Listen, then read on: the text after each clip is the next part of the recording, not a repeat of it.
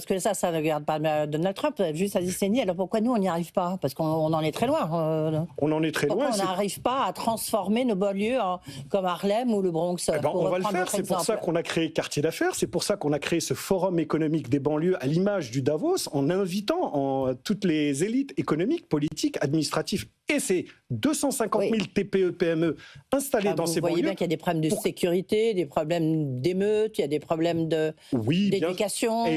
Évidemment qu'il y a tout ça. On a le sentiment qu'on arrive justement à transformer. Oui, il y a les problèmes de sécurité. Oui, il y a les problèmes d'urbanisme. Mais je vous assure, le Bronx, c'était, quand vous parlez de Sarcelles, de Vaux-en-Velin, de Mantes-la-Jolie, c'était le Beverly Hills à côté du Bronx des années 90. Ouais. Si les Américains l'ont fait avec cette volonté et par le levier économique, nous pouvons le faire. Est-ce qu'il y a une volonté? Oui. Est-ce que nous avons les moyens? Est-ce qu'il y a une vraie volonté? Parce que je sais que vous vous battez depuis longtemps, Aziz Seni, sur cette question-là. On va tous à des forums, on va tous animer des tables rondes, il y a toutes les entreprises qui sont représentées, etc. Mais quelque part, est-ce qu'il y a une vraie volonté, quoi? Est-ce qu'il y a des usines qui s'implantent dans les banlieues? On est sur BFM Business. Oui, justement, c'est pour ça qu'on peut poser la question. Beaucoup de chefs d'entreprise nous écoutent.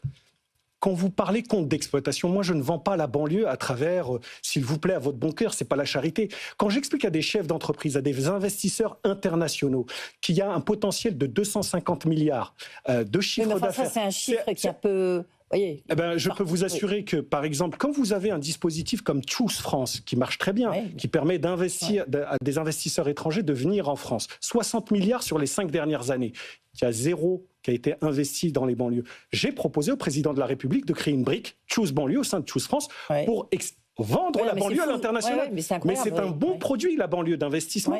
Mais jusqu'ici, il n'y avait pas de commercial pour la commercialiser, cette banlieue. Donc aujourd'hui, nous, au sein de Quartier d'affaires, au sein du Forum économique des banlieues, ce que nous disons, c'est que nous avons là une opportunité économique. Il y a de l'argent à gagner en investissant dans ces territoires. Comment rassurer, comment faire que justement, il y ait des investisseurs étrangers, américains, qui est envie d'aller investir dans Chevrillon, je vais vous raconter une anecdote. La rencontre avec la 7e fortune chinoise, spécialiste de l'investissement immobilier.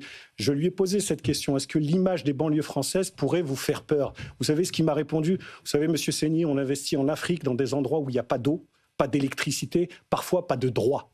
Oh, mais il y a un potentiel de développement. Vous voyez, et pourquoi les millions de mètres carrés disponibles à proximité des grandes agglomérations, sur des axes de communication, parfois près de grands aéroports. Il y a des millions de mètres carrés disponibles.